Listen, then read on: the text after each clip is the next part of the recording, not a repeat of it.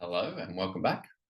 So in this third video, I want to point out another place that you have a lot of your unconscious focus. So when we first come into this world as a baby, you have no sense of separateness or of being an individual. It's something you create as you navigate this world that you've just entered into. So from turning from a baby to a child and then to an adult. So you end up creating an ego and an identity. And this ego and identity, it orientates you to the world. And it's how you start to, navigate through life. So this is what's known as the individuation process. Like you are literally creating yourself, your identity and your egoic vehicle for this life. So the ego itself has an assumption when it's creating itself that there is a way it needs to be here to survive. And so by this, it's always asking a question. And its question is, how is it here? How do I need to be here to survive? And it makes sense, really, if you just imagine yourself, you got teleported to another planet today, completely new planet. You would need to know how it is there very quickly to survive. How is the water? What's the food like? What can I eat? What can't I? Are they people friendly? Are they hostile? What about the animals, the weather, all that sort of stuff? You need to learn very quickly how it is so that you don't die, basically. So when you first come here, that's what the ego is trying to figure out. How is it here? And it's also trying to figure out, how do I need to be here to survive? So a big way that we do this is we look for validation from the parents, right? So the validation that you're looking for is different for each parent. So for the mother, you're looking for nurturing and love, and to have that feeling of being safe and belonging. And from the father, you're looking for acknowledgement of who you are. So you want to know that he sees your spirit and approves of your actions. And we really want this validation badly, right? It's very important to us. So, of course, there's no such thing as perfect parenting. So therefore, we are not always going to get the validation that we're looking for.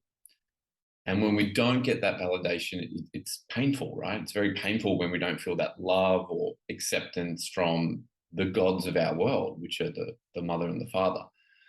So somewhere deep inside of us, you feel that hurt and you want to know or understand what causes that pain so that you can avoid it. So we do this by trying to explain the pain and where it came from and why. And we end up making up things. So we make decisions and we create definitions and meanings around these events and why we're feeling the pain. So for example, if you don't, you caused a bit of trouble for your mum, and so she pulls back the love and she, you get in trouble, basically. So we might make up, as an example, a meaning that my mother doesn't love me when I'm making trouble for her. Therefore, I'm unworthy. That's the belief that we make up, and that's the definition. So I mustn't be trouble for her or others. Or another example is with the father, my father, a rule we could make up or a meaning is, my father doesn't take notice of me unless I'm the best at what I do. So therefore, I'm not good enough unless I beat everyone else at whatever I do. So they're just two examples of an infinite, examples of things we could make up. But as you go through childhood, all the time, the ego is making up basically rubbish. It's making up things out of nothing to explain the pain you feel when you don't receive the validation that you're looking for from your parents.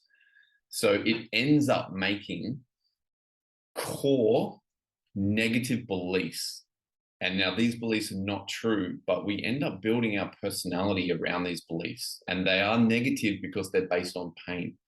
So some of the beliefs that we end up making up are things like I'm not safe, or I'm powerless, I'm unworthy, which we just touched on. I'm not good enough.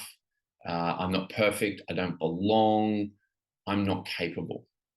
So, like I said, none of these beliefs are true, but your whole identity becomes based on them. And this actually makes us suffer for most of our lives because we don't understand what's going on. And we end up unconsciously focusing on trying to prove these beliefs wrong, right? So your whole life becomes about compensating for the way that your ego feels wounded and incomplete. And so, as another example, for the person who believes that they make up a belief that they don't belong, right, thinks that they now must use their energy and their life to try and belong and to fit in and to be accepted by people. And that becomes their definition. This is who I am, and this is what my life is about. Or the one who believes that they're not good enough for who they are, they will try to achieve important things to try to compensate for not feeling good enough. So it becomes a definition. I'm not good enough. This is who I am. So my life is about becoming good enough. This is all unconscious. You don't realize this is going on, but your life becomes about solving and compensating for the wounding that you made up when you were trying to orientate to the world. In essence, you're literally playing a game your ego made up when you were a baby. So what ends up happening here is your unconscious focus will be trying to overcome and compensate for these made up beliefs, rather than just going to create what you want and what you want, a life that you love, basically. Like I said, you can't actually see yourself doing this, but it's happening to everyone.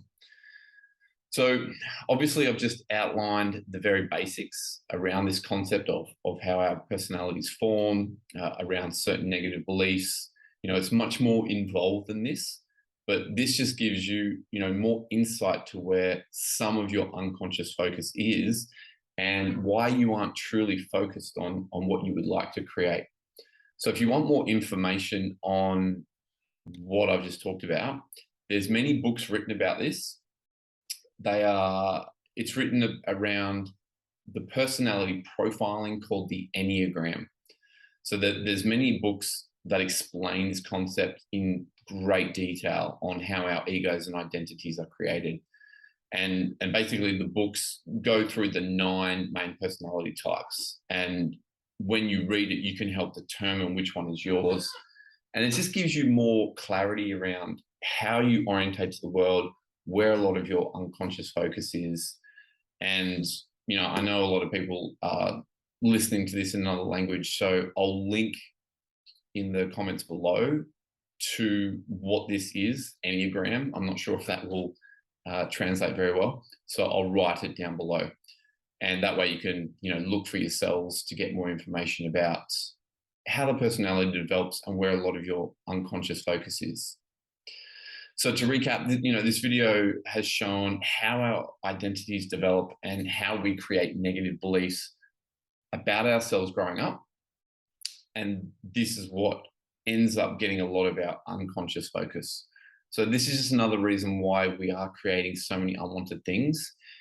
Our ego and identity is trying to become whole and complete by overcoming a negative belief that it completely made up to explain why we felt pain when we weren't getting validation from our parents. Sounds crazy, I know, but it's just more information to help you realize where your focus is and to show you it's not your fault that a lot of us keep creating unwanted things. It's because a lot of our focus is just not where we think it is. And this sort of stuff, it's not where you want your focus to be if you're looking to become successful and create consciously. So in the next video, I'm going to cover what I said in session 2 about why it is that our minds are always talking, why it's so noisy in there, and why a lot of that talk is very negative. So this will be the last piece of the unconscious and where our focus is.